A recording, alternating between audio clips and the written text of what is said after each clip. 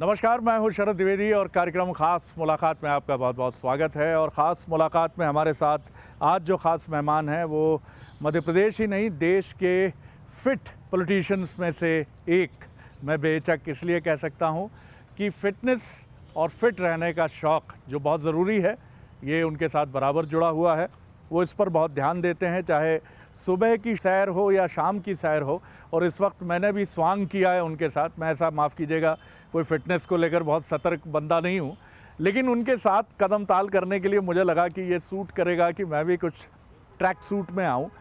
उनके व्यक्तित्व की अगर मैं बात करूँ तो एक बहुत ही बिंदास, बेबाक और बहुत ही बोल्ड पॉलिटिशियन वो हैं। और राजनीति में उनकी परवाज़, उनकी उड़ान हमेशा बहुत ऊंची मानी जाती रही है। और अभी भी मध्य प्रदेश में वो नंबर 2 यानी HM है, गृह मंत्री हैं मध्य प्रदेश के। और आगे भी उनके लिए अनंत संभावनाओं के द्वार हमेशा खुले हैं, जैसे हर पॉलिटिशियन के लिए खुले रहते हैं। तो मुलाकात करिए, मेरे साथ हैं मध्य प्रदेश के गृह मंत्री, बीजेपी के सीनियर लीडर और फिटनेस के लिए बड़े ही ज़बरदस्त तरीके से जाने पहचाने जाने वाले डॉक्टर नरोत्तम मिश्रा। सर, बहुत स्वागत करता हूं आपका। बहुत धन्यवाद शरद जी। बहुत पहले एकदम ताज़ा सवाल से शुरू करता हूं कि आप हमेशा विपक्ष में दरार डालने वाले पॉलिटिशियन के तौर पे देखे जाते हैं। अजय सिंह जी मिले हैं, हालांकि आप बोलेंगे नहीं कुछ, मैं जानता हूं, बहुत अच्छे तरीके से जानता हूं कि आप कुछ नहीं बोलेंगे, लेकिन सौजन्य मुलाकात कुछ समझ नहीं आता सर। अजय सिंह जी मेरे मित्र हैं, सदन में लंबा साथ रहा है हमारा जी। मैं उनके यहाँ जाता रहता था जी, वो मेरे यहाँ आ गए, इसमें कुछ है ही नहीं नई बात जी। तो फिर भी 30-40 मिनट की बातचीत में आप लोग सिर्फ एक दूसरे का हालचाल पूछते रहे सर, ये डाइजेस्ट नहीं होता। नहीं, उनके क्षेत्र की कुछ बातें थी जी, उनके बारे में बात करी जी, और सहज चाय वगैरह पी के आज समाप्त हो गई थी। जी, जी। ये हम अच्छे से जानते हैं कि कमलनाथ जी से आपका अनुराग, हमने बार बार इसके पहले भी कहा है कि बहुत गहरा है। और कमलनाथ जी और अजय सिंह जी के बीच में कुछ, मैं ये तो नहीं कहूँगा रार और तकरार है, लेकिन अजय सिंह जी कुछ उपेक्षित और किनारे पर फील कर रहे हैं अपने को। हालांकि ये आपका विषय नहीं है, आपकी पार्टी का विषय नहीं। किस तरह देखते हैं इसको आप? नहीं, मैं मानता हूँ कि उनकी विरासत अजय सिंह जी की, जी, और राजनीति में मैंने उनका नेता प्रतिपक्ष के रूप में भी और मंत्री के रूप में, जब वो मंत्री थे मैं विपक्ष का विधायक था जी, और वो जब विपक्ष के नेता थे तब मैं मंत्री था, तो दोनों रूपों में मैंने उनको देखा है। उनकी प्रतिभा का कांग्रेस में जो उपयोग होना था, जो वो नहीं हो पा रहा है जी, और मैं समझता हूँ कमलनाथ जी के रहते तो संभव भी नहीं है जी, क्योंकि कांग्रेस की स्थिति बड़ी विचित्र है। जी, वहाँ वन मैन शो कर दिया है कमलनाथ जी ने। नेता प्रतिपक्ष बनेंगे तो कमलनाथ जी, मुख्यमंत्री बनेंगे तो कमलनाथ जी, जी, दावेदार अगर होंगे तो कमलनाथ जी, पार्टी के प्रदेश अध्यक्ष होंगे तो कमलनाथ जी। जी, तो सब कुछ वहाँ उन्होंने अपने इर्द गिर्द समेट के रखा हुआ है जी, और यही कारण है कि दिग्विजय सिंह से लेके बाकी सारे लोग जी, लगभग दूरियां बना के रखे हुए। जी। तो इसका फ़ायदा अगर मिल जाएगा तो उसमें कोई हर्ज क्या है? हर तो किसी में कुछ नहीं होता है जी, पर राजनीति में कयास चलते रहते हैं जी, वो स्थिरता है नहीं। जी, जी, जी, जी। लेकिन मैं ये भी सोच रहा था कि बड़ी दिलचस्प बात है कि अजय सिंह जी के प्रतिद्वंद्वी जो बीजेपी में आए और फिर कांग्रेस में चले गए, राकेश सिंह चतुर्वेदी जी भी उसी सेतु से आए जिनका नाम है डॉक्टर नरोत्तम मिश्रा, और बड़ी ही क्रूशियल स्टेज में आए। और अब अजय सिंह जी भी मिले। खैर, संयोग भी हो सकता है और दिलचस्प कोई और भी कोई इशू हो सकता है। इस समय सर बीजेपी राष्ट्रीय स्तर पर एक बड़े अलग फॉर्मेट के तौर पर हम देख रहे हैं। राज्यों के मुख्यमंत्री जो हैं वो बदले गए हैं। माना गया है कि इसके पीछे संगठनात्मक और सत्तात्मक परिवर्तन और जो पीढ़ी कतार में है उसको मौका देने की एक पहल है। एक सीनियर लीडर हैं आप, बीजेपी की रीति नीति को समझते हैं, क्या कहेंगे इस पर? परिस्थिति और परिवेश को और भविष्य को, जी, इन तीनों का समान संतुलन बनाने का अद्भुत नेतृत्व आज हमारे पास है। जी, माननीय नरेंद्र भाई मोदी जी और अमित शाह जी। जी, भविष्य को दृष्टिगत रखते हैं। जी, हम अगर भविष्य को छोड़ दें तो परिस्थिति और परिवेश भी, जी, और आने वाली पीढ़ी की भाजपा, जी ऐसा नहीं है कि उन्होंने अभी कोई गुजरात में अजूबा कर दिया है। जी आप देखिए, हमारे यहाँ पहले से तय कर दिया था कि जितने भारतीय जनता पार्टी के मंडल अध्यक्ष हैं जी सारे 35 साल के आसपास से शुरू हो जाएंगे बनना जी हाँ, के लिए। जी जिले के अध्यक्ष आप देख लीजिए 45 के आसपास सारे के सारे पूरे प्रदेश के अंदर। जी तो वो भारतीय जनता पार्टी की और राष्ट्र की दोनों की कल्पना भविष्य को दृष्टिगत रखते हुए करते हैं जी जी जी जी और काफ़ी ऊपर बैठे हैं, दूर तक देख रहे हैं। जी जी जी तो निर्णय सामयिक हो रहे हैं और सफल भी हो रहे हैं। क्या मैं इसको इस तरह से भी मान सकता हूँ कि जो एक बीजेपी का डिवोटेड कार्यकर्ता है और जो बरसों बरस पीढ़ी से बीजेपी की सेवा करता रहा है, आकांक्षी भी है कि आगे उसकी योग्यता के अनुसार उसे दायित्व मिले, ये उसका एक मॉडल भी सामने आ रहा है? निश्चित रूप से भारतीय जनता पार्टी ही एकमात्र ऐसी पार्टी है जी जिसमें साधारण कार्यकर्ता को भी ऊंची तक उड़ने की संभावना है। जी बाकी तो किसी और दल में कोई राष्ट्रीय अध्यक्ष या प्रधानमंत्री बन ही नहीं सकता। वहाँ तो तय है पहले से जी कि नेहरू जी हटेंगे तो इंदिरा जी आएंगी, जी इंदिरा जी हटेंगी तो राजीव जी आएंगे, जी राजीव जी हटेंगे तो सोनिया जी आएंगी, सोनिया जी हटेंगे तो प्रियंका आएगी, प्रियंका हटेंगी तो उनकी लंका आएंगी। जी ये तय है पहले से। जी आप बता दीजिए मुझे कि अमित शाह के बाद नड्डा जी आएंगे, ये किसको पता था? जी और नड्डा जी के बाद कौन आएगा आप बता दो। जी जी जी कोई पता नहीं कोई है। predict या कोई भी कार्यकर्ता, जैसे हमारे प्रधानमंत्री एकदम, क्या सब लोग कहते हैं कि चाय बेचने वाला व्यक्ति इतने ऊपर तक गया, ये भारतीय जनता पार्टी में ही संभव है।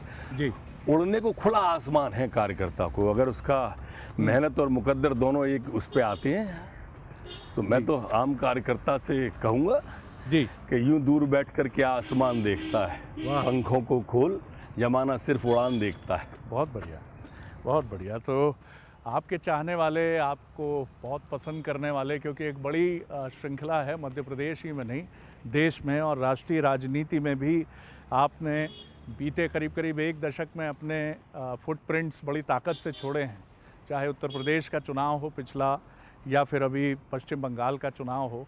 तो क्या हम माने कि नरोत्तम मिश्रा जी की भी उड़ान बहुत बेहतर ही होगी? मैं तो बेहतर ही हूँ अभी भी। जी मैं खराब कहाँ से हूँ? जी कि मैं और बेहतर की बात कर रहा हूँ। नहीं, मैं जहाँ हूँ वहाँ मैं जो प्राप्त है वो पर्याप्त है। हाँ हाँ, वाह वाह वाह, ये आपका शब्दकोश बड़ा रिच है, इसमें कुछ मेहनत करते हैं या? नहीं, मेहनत आपसे सीखता हूँ, ज़्यादातर आपको सुनता हूँ। कमाल है। ज़्यादातर आपको सुनता हूँ। ये हाजिर जवाबी डॉक्टर नरोत्तम मिश्रा के व्यक्तित्व का हिस्सा है। सर एक चीज़ ये बताइए मुझे कि 2023 की अगर मैं बात करूं और आपसे जानना चाहूं कि बीजेपी की ताकत क्या है, क्योंकि 2018 ने थोड़ा सा ही मैं कहूँगा कि एक चुनौती पैदा की आपके सामने और कांग्रेस कुछ सीट्स आपसे आगे गई, लेकिन 2030 में अगर 5वीं बार बीजेपी, तो क्यों?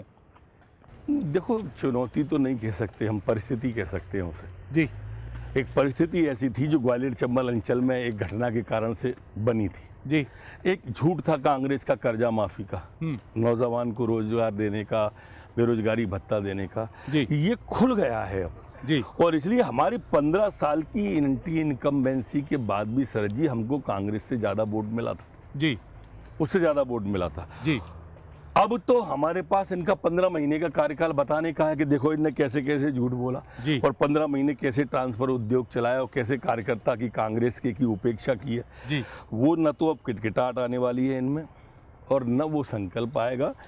5वीं बार हमको क्यों? हमने इस मध्य प्रदेश को बीमारू राज्य जो दिग्विजय सिंह दे गए थे, सड़क और बिजली नहीं थी, जी उस बीमारू राज्य को विकासशील राज्य बनाया जी और विकासशील राज्य को विकसित राज्य बनाने का संकल्प लेके हम बढ़ रहे हैं। इसलिए हमें देना चाहिए। हमें जब 15 साल पहले सरकार दिग्विजय सिंह जी से हमने ली थी, तब इस मध्य प्रदेश के अंदर ग्वालियर चंबल के अंदर डाकुओं का बोलबाला था। जी राम बाबू, दयाराम, हजरत, हन्नी, निर्भय, जगजीवन, और यहाँ आ जाए तो बिंदे तक ठोकिया था। हाँ वहाँ चले जाएं हम बालाघाट में तो वहाँ नक्सलियों ने उनके कांग्रेस के परिवहन मंत्री लकीराम कामरे की घर में घुस के हत्या कर दी जी और मालवा में आ जाएं तो सिमी था। जी आज तीनों नहीं है इस प्रदेश की धरती। प्रदेश को बदल के रख दिया हमने। जी हम मोबाइल चार्ज कराने के लिए गांव के लोग शहर में आते थे, वो लाइट थी। सीएम हाउस की लाइटें कट जाती थी, जी। आज लाइट के क्षेत्र में समृद्ध है। किसान खाद के लिए डंडे खाते थे, जी। आज वो स्थिति नहीं है। बिजली की, पानी की, सड़क की, सिंचाई की ये व्यवस्थाएं हमने करके दी हैं जो सामने हैं, जी। और इनने ये सब 15 महीने में फिर दुर्गति की थी। लेकिन तो कुछ ऑब्जर्वर्स ये मानते हैं कि आपने एक तो 14 महीने का जो कांग्रेस का रिजिम है जो पूरा नहीं हुआ, जो भी कारण है, ठीक है, उसमें मैं नहीं जाऊंगा, लेकिन वो भी उसका भी रिपोर्ट कार्ड अब आपके खाते है और आपका जो रिपोर्ट कार्ड है वो भी आपके खाते है, तो ये एक एंटी इनकम्बेंसी तो डेवलप कर रहा है। 15 साल में नहीं बनी तो अब कहाँ से बनेगी एंटी इनकम्बेंसी? जी। सामने जो पक्ष है लड़ने वाला, आप उसको तो देखो। तो आप 18 के नतीजों को कैसे देखते हैं, क्या गड़बड़ हो गया था, व्हाट वेंट रॉन्ग? मैंने बताया ना, ग्वालियर चंबल सिर्फ अच्छा, वो जो आप घटनाक्रम जी ने हमको काफी जी। नुकसान किया था। जी। इनके झूठ ने काफी नुकसान किया था हमें, जी। बस। जी। वरना कांग्रेस को तो न तो राष्ट्रीय स्तर पर उनके पास नेतृत्व है, जी। न प्रांतीय स्तर पर नेतृत्व जी। है। कांग्रेस को वोट देगा तो देगा क्यों? हाँ। कमलनाथ जी के लिए, जी। दिग्विजय सिंह के लिए, हाँ। राहुल बाबा के लिए, हाँ। क्या बेस है? अच्छा आप बता दो मेरे को, मेरा ज्ञान वर्धन आप ही कर दो। ये इन तो तीनों खैर- को कोई वोट देना चाहेगा? एक चीज़ मुझे ये बताइए कि कमलनाथ जी तो आपसे बड़े प्रेम से मिलते हैं, आप भी बहुत प्रेम से मिलते हैं, लेकिन राजनीति के स्वरूप पर मैंने आपसे पहले भी सवाल किया था। क्या कहेंगे आपकी बीजेपी या जो भी सरकार, दो ही पार्टियां हैं मध्य प्रदेश में, लेकिन राजनीति में ये जो प्रतिशोध का तत्व बढ़ा है, इस पर लगाम लगनी चाहिए? निश्चित लगनी चाहिए जी। मैं मानता हूँ, जी। लेकिन हम पहले भी सरकार में थे, जी। तब प्रतिशोध की बात क्यों नहीं आई? ये इन 15 महीने में आई ना। जी। इन 15 महीने में शरद जी आप साक्षी हैं जी। कि मेरे जितने लोग थे, जी। 18 लोग जेल भेज दी, और उन पर भी 302 जैसे संगीन अपराध। आधा दर्जन तो पार्षद थे मेरे दतिया के। जी। मेरा स्टाफ का पांडे, अवस्थी, सारे जेल में थे। बिल्कुल। जी। जी। होटल पे बुलडोजर चलवा दी है, मकानों पे बुलडोजर चलवा दी है। जी। ये किसने शुरुआत की प्रतिशोध की? अगर हमारे अंदर कांग्रेस के प्रति प्रतिशोध होता तो हम पिछले 15 साल भी तो सरकार में रहे थे, जी। तब क्यों नहीं ये विषय आया? जी। ये इन्होंने इस प्रदेश को नया ट्रेड दिया एक आके, कि ये जो है ना क्रूरता के साथ में कत्ल करने लगे पॉलिटिकल। तो स्वाभाविक रूप से इन्हें अब वही वो दिखता है। जी। जी। हम कभी इसमें विश्वास नहीं करते। जी। एक अभी आपके संगठन के प्रभारी जी का बयान बड़ा चर्चा में रहा कि 4-4, 5-5 बार के जो लोग हैं वो अपने हक की बात मंत्री पद या तमाम चीज़ों के लिए ना करें। आप कैसे देखते हैं? उन्होंने जिस शब्द का भी प्रयोग किया उसकी भी बड़ी चर्चा रही। नहीं, उसके बारे में उन्होंने खुद ने स्पष्टीकरण दे दिया। जी। और स्वाभाविक रूप से शरद जी वो साउथ से आते हैं। जी। और जब वो साउथ से आते हैं तो हिंदी के शब्दों के टंकण में कोई त्रुटि निश्चित होगी। हमने उसको लपक लिया और कुछ नहीं है, उसकी जमावट जी। है। जी। शब्दों की जमावट का, और मान लो कि ये कहा जी। तो उनने किसी व्यक्ति को लेके तो कहा नहीं था। स्वाभाविक रूप से एक उद्देश्य, भाव को लेकर, भाव पवित्र था उनका, इतना साफ मंशा उनकी साफ थी, ऐसा आपका भाव कहना है? पवित्र था बिल्कुल। अभी संभागीय संगठन मंत्रियों के दायित्वों में जो परिवर्तन हुआ और उनको राष्ट्रीय कार्य समिति सदस्य बनाया गया, आप प्रदेश कार्य समिति, जी, प्रदेश कार्य समिति, आप इसे किस तरह से देखते? नहीं, ये व्यवस्था अपने यहाँ पर सिर्फ मध्य प्रदेश में ही है सरज जी। जी। थी जी। है, नहीं थी। जी। बाकी अपन उत्तर प्रदेश चले जाएं या गुजरात चले जाएं या और आगे चले जाएं तो वहाँ ये व्यवस्था थी नहीं। तो स्वाभाविक रूप से मैंने बताया ना कि हमारा केंद्रीय नेतृत्व तो समदृष्टा तो है। जी। तो इसलिए मेरे ख्याल से ये भाव रहा होगा, बाकी मैं गहराई में नहीं गया। जी। जी। जी। तो संगठनात्मक तौर पर भी आप देखते हैं कि मध्य प्रदेश में जिस तरह से हम देख रहे हैं कि राष्ट्रीय स्तर पर ये कहीं ना कहीं एक चीज़ दिखती है कि संगठन में भी एक परिवर्तन की बात है। कई आपके नेता जो आपके साथी भी रहे हैं कैबिनेट के, वो जो समायोजन बना 2019 के बाद, उसके चलते उनको इंतज़ार करना पड़ा। बीजेपी बहुत अनुशासित पार्टी है। राजेंद्र शुक्ला जी की बात करूं, रामपाल जी की बात करूं, हालांकि ये पार्टी का निर्णय है, विशेषाधिकार है मुख्यमंत्री का, लेकिन फिर भी ये माना जा रहा है कि विंध्य की जिस तरह से एक इक्वेशंस थे पहले, अब वो इक्वेशंस अध्यक्ष ज़रूर हैं, विधानसभा अध्यक्ष, लेकिन फिर भी राजेंद्र शुक्ला जी जिस तरह से बाहर हैं, माना ये जा रहा है कि क्या ये ठीक है? नहीं, ठीक और गलत ये तो तय करने वाले शरद जी और कोई है जी। सवाल गलत जगह पे है जी। लेकिन जहाँ तक विंद का सवाल है तो सर्वोच्च पद इस समय विंद के पास है जी जो पहले रहता आया है वो अभी है जी। तो आप मानते हैं कि उसमें कहीं कोई बहुत वहाँ के इक्वेशंस और वहाँ के समीकरणों पर कोई बहुत अब अंतर? ये निर्णय जो करने वाले हैं ये प्रिविलेज है मुख्यमंत्री जी का, जी, तो किसी के प्रिविलेज पे बोलना भी गलत है। ठीक बात है, मैं सहमत हूँ आपकी इस बात से। ये बताइए मुझे कि मध्य प्रदेश पूरे देश की तरह उन राज्यों में है जो कोविड के बाद की आर्थिक चुनौतियों से जूझ रहा है। ऐसे में अब 2 महीने बाद हम ठीक चुनाव के लिए बिल्कुल आप समझ लें कि 1 वर्ष ही बचेगा, एक तरह से 1.5 वर्ष मान लीजिए। इन परिस्थितियों में कहीं बजट का संकट, कल्याणकारी योजनाओं को पहुंचाना क्योंकि सड़कों की हालत ख़राब है, कुछ बिजली की चुनौतियां भी पैदा हुई, क्या आप इनको लेकर महसूस करते हैं कि ठीक दिशा में ठीक तरीके से चीज़ें आगे बढ़ेंगी आगे? मैं तो मानता हूँ 2 महीने बाद 2 वर्ष बचेंगे जी और पर्याप्त समय है बिजली, पानी, सड़क जी और विकास के लिए। और दूसरा डबल इंजन गाड़ी तो है ही, केंद्र से सहयोग हमें मिल रहा है, जी लगातार मिल रहा है। जी कोरोना के में आप देखिए हर चीज़ के अंदर वैक्सीन में कोई कमी नहीं आने दी प्रधानमंत्री जी ने। जी जितना आभार व्यक्त करें उतना कम है। हमारे यहाँ पर पीपीई की किट की जब नहीं बनती थी तब दिक्कत नहीं आने दी मध्य प्रदेश के अंदर माननीय प्रधानमंत्री जी ने। आप कल्पना कर सकते हैं कि प्रधानमंत्री जी ने स्पेशल प्लेन से ऑक्सीजन भेजी, हमारे स्पेशल ट्रेन से ऑक्सीजन भेजी और कोई कमी नहीं आई आखिरी तक। माने वो एक ऐसी घड़ी थी जिस समय ऑक्सीजन के लिए काफ़ी अफवाहें फैली और भयाक्रांत माहौल बनाया गया। जी। उस दौर में भी ऑक्सीजन की कमी मध्य प्रदेश में नहीं आने दी रत्ती भर भी। जी। तो ये सब कोरोना काल की विषम परिस्थितियों से, अकेला कोरोना काल नहीं है सर जी, हमारे 3 साल खराब हुए जी। जो आने वाले, जो आप कह रहे हो अभी भी हम 3rd वेव की परछाई में बात कर रहे हैं। ठीक बात है, ठीक और कह रहे हैं। 15 महीने हमारे शुरू के कमलनाथ जी खा गए और बाद के 15 महीने हमारी कोरोना खा गया। जी जी जी। हमें मिला क्या है इस बार? हमें आखिरी के 6 महीने चुनाव में जाएंगे, हमें मिले ही साल 1.5 साल रहा है। क्या आपको लगता है कि ये बात जब आप जनता से कहेंगे तो वो समझेगी ये बात? बिल्कुल समझती, मैं तो अपने क्षेत्र में कहता भी हूँ जी। मैं कोई संकोच नहीं करता कहने में। उनने देखा है, क्योंकि ये ज़रूरी है। उनने जनता देखो ये पब्लिक है, सब जानती है जी ऐसा नहीं है उनने कोरोना को देखा नहीं या कमलनाथ को देखा नहीं, जी। दोनों के देखे हैं उन्होंने। ये वाक्य संयोजन मैं फिर कहूँगा कि डॉक्टर नरोत्तम मिश्रा की खासियत है और अनुप्रास की छटा वाली जो उनकी भाषा है, यही वजह है कि एक निश्चित समय जब वो सुबह 10 और 11 के बीच में कांग्रेस पर हमले करते हैं या प्रदेश में उठने वाले विषयों पर बात करते हैं तो वो मीडिया की सुर्खियों में वो चीज़ होती है। सर, कोरोना की बात हुई अभी, सिंधिया जी का बड़ा ज़बरदस्त इस्तकबाल ग्वालियर में है। कांग्रेस का एलिगेशन है कि कोरोना के बीच में क्या इस तरह से स्वागत को अनुमति मिलनी चाहिए? देखिए, सिंधिया जी ने मंत्री बनने के बाद को प्रदेश में सौगातों की झड़ी लगा दी जी। और एयर कनेक्टिविटी को लेकर, आप यात्रियों की संख्या को लेकर जी।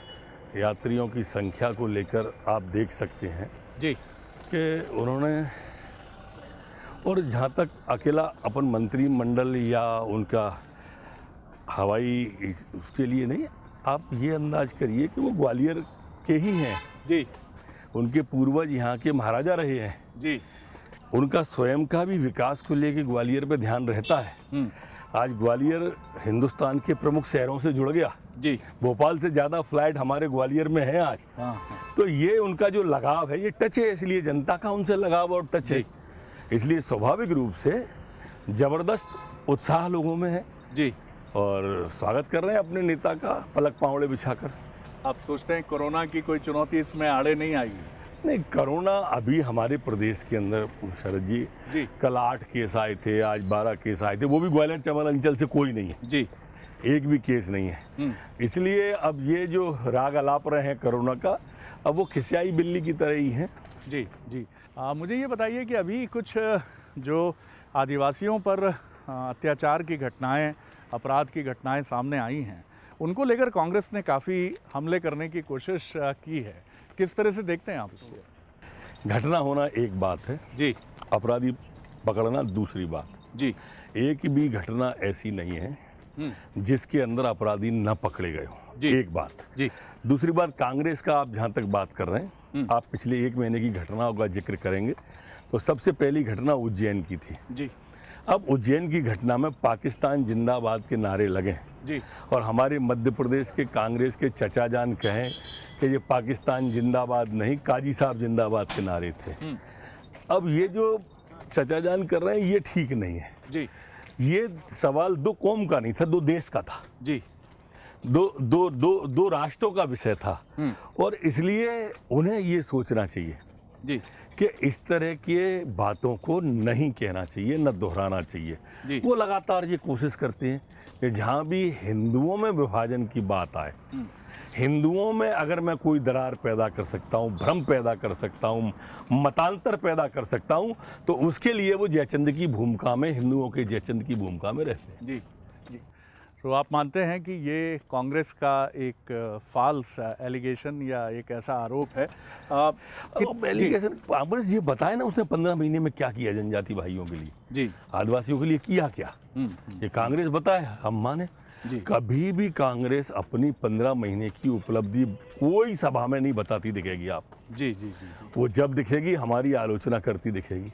अरे भैया अपनी उपलब्धि बताओ, एक हाथ आके कर्जा माफ कर दिया क्या, बेरोजगारी भत्ता दिया क्या, एक वैकेंसी नहीं निकली पूरे कार्यकाल में कांग्रेस का, एक सिंगल नौकरी नहीं निकाली। मन लगे ये न लगे ये अलग बात जी। है, वैकेंसी फ्लोट नहीं की जी। उनने, निकाली नहीं। जी। ऐसी सरकार चलाई उनने दिन भर बल्लभ भवन में बैठ के क्या रोम जल रहा था और नीरो बंसी बजा रहा था। जी। वो कमोबेश स्थिति थी उनकी। आपने कुछ नवाचारी प्रयोग अपने विभाग में किए। सबसे महत्वपूर्ण था कि प्रमोशन का एक चैनल डेवलप करने के लिए आपने काफ़ी गंभीरता से कोशिश की और उसकी आपके रैंक एंड फाइल में पुलिस डिपार्टमेंट में बड़ी अनुकूल प्रतिक्रिया हुई। आगे आप और क्या देखते हैं? पुलिस एक्ट का बहुत मसला जरूरी था काफ़ी पुराना कोरोना है। के समय में जिस तरह से हमारा जवान सड़क पर खड़ा रहा। जी हर जी हमारे पुलिस के बारे में एक धारणा थी कि चौराहे पे जवान खड़ा है तो वसूली को खड़ा हो, जी लेकिन हमारा जवान जब कोई वाहन ही नहीं चल रहा था, जी। रेल ट्रेन प्लेन कुछ नहीं चल रहा था, लेकिन जवान उसके बाद भी खड़ा था हमारी जान के लिए। जी तो ऐसे व्यक्ति को तो कुछ ना कुछ अच्छा करना ही था। तो अगर हमने उसको कांस्टेबल को हेड कांस्टेबल बनाया, हेड कांस्टेबल को एएसआई, एएसआई को एसआई, एसआई को टीआई, टीआई को एसडीओपी बनाया, तो कोई एहसान नहीं किया। ये उनका हक था जो हमने अदा किया। जी। आगे और आप क्या देखते हैं, क्या आपके एजेंडा में है? जो वीकली ऑफ की भी बात हुई, हालांकि उसके इम्प्लीमेंटेशन में कुछ व्यवहारिक कठिनाइयां हैं, लेकिन आगे आप क्या देखते हैं कि और किस तरह से पुलिस डिपार्टमेंट? मैं ये जरूर चाहता हूँ कि आवास हमारे सब कांस्टेबलों को मिलना चाहिए। जी क्योंकि कांस्टेबल जो है ना हमारा, जी अधिकांश समय ड्यूटी पे रहने के कारण से उसका बच्चा जब बड़ा होता है जी तो उसको एटमॉस्फेयर अलग प्रकार का मिलता है, तो वो बिगड़ता है। एक कॉलोनी बने और विकसित कॉलोनी, जैसे हमने पिछले महीने में 2500 क्वार्टर किए हैं जी एक साथ, इनको इंदौर में और यहाँ पर, तो ऐसी कॉलोनी का विकास हो जिसमें लाइब्रेरी भी हो, महापुरुषों के जीवन के बारे में भी हो, संस्कार के बारे में भी हो, जिम हो, मैदान हो। जी। और अब क्या रात में वो आ रहा ड्यूटी से 2 बजे ड्यूटी खत्म हो रही है या 2 बजे टीआई साहब ने बुला लिया, तो जिस मकान में वो रहता है वो मकान मालिक को आपत्ति होती है, जिन किराएदारों में रहता है उनको आपत्ति होती है। तो इस दिशा में मेरे को बढ़ना चाहता हूँ। फिटनेस के सवाल के साथ मैं इस बातचीत को ख़त्म करूँगा। स्वस्थ रहना बहुत ज़रूरी है और एक युवा देश को, एक ऐसे देश को जहाँ युवाओं की आबादी काफ़ी अधिक है, वहाँ ये चीज़ और महत्वपूर्ण हो जाती है। आपने अपनी बातचीत सैर से शुरू की थी और युवाओं पे एंड कर रहे हो। जी। तो किसी ने कहा है कि सैर कर दुनिया की गालिब फिर ये जिंदगानी कहाँ, वाह। और जिंदगानी गर रही तो नौजवानी फिर कहाँ। लेकिन मुझे लगता है कि इस सैर ने आपके भीतर नौजवानी भी है, क्योंकि जिंदा दिली आपके साथ है और फिटनेस को लेकर आपका आकर्षण। ये बताइए मुझे, बड़ा दिलचस्प सवाल मेरे मन में आता है, अक्सर आपको मैं देखता हूँ, तनाव से आप निपटने का आपका मैकेनिज्म क्या है? आपको देखता हूँ। जी, मैं तो अक्सर तनाव में आ जाता हूँ। नहीं नहीं जी, मैं आप ही को देखता हूँ। मैं आपको कोई फुलाने के लिए नहीं कह रहा हूँ। जी, मैंने वास्तव में जी काफ़ी उससे वो जी। चलिए मैं कंक्लूड करूंगा इस सवाल के साथ कि आगे जो मध्य प्रदेश में बीजेपी की परिस्थितियां हैं, आप बिल्कुल आशान्वित हैं कि शिवराज सिंह चौहान के नेतृत्व में बीजेपी 5वीं बार सरकार बनाने की तरफ बढ़ रही है तेजी से? 1000%। जी। कारण वही जो आपने गिनाए हैं बार बार? आपको फिर गिना दूँ? जी प्रदेश को मैंने कहा ना कि न नक्सल है, न सिमी है, न डाकू है। जी ये मध्य प्रदेश है, ये शांति का टापू है, जी जी इसलिए लोग हमें पसंद करेंगे। जी। डॉक्टर साहब बहुत धन्यवाद, और एक अलग तरह की बातचीत आपके साथ फिर, आपका अंदाज़, आपकी सहजता कि हमने आपसे आग्रह किया कि हम कुछ अलग तरीके से आपसे बातचीत करें तो आपने तमाम व्यस्तताओं के बीच ये समय निकाला। राजनीति में ये परंपरा, क्षमा कीजिएगा, तमाम कारण हो सकते हैं, सुरक्षा एक बड़ा कारण है, नेताओं का मीडिया से इस तरह से इंटरैक्ट करना ये कम होता जा रहा है, लेकिन डॉक्टर नरोत्तम मिश्रा का मजबूती से दावा है कि शिवराज जी के नेतृत्व में 1000% सरकार बनेगी 5वीं बार। ख़ास मुलाकात में इतना ही, अगली बार एक और ख़ास शख्सियत को लेकर आपसे मिलेंगे। इजाज़त दीजिए, नमस्कार।